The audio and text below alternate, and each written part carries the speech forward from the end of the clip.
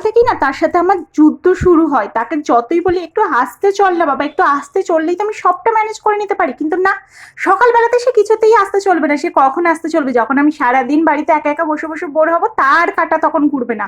একেবারে সকাল থেকে শুরু হয় আমার ঘড়ি যুদ্ধ, মানে ঘড়িতে টাইম দেখতে থাকি আর যে কখন যে সে চটপট চটপট করে এগিয়ে যায় কিছুতেই বুঝে উঠতে পারিনি। এই যে আজকে পোহা বানাবো না উত্তাপাম বানাবো কিছুতেই বুঝতে পারছি না, দেখছি ঘড়ির কাটা তো টকবক টকবক করে ঘুরে যাচ্ছে, হাতে একদম বেশি টাইম নেই।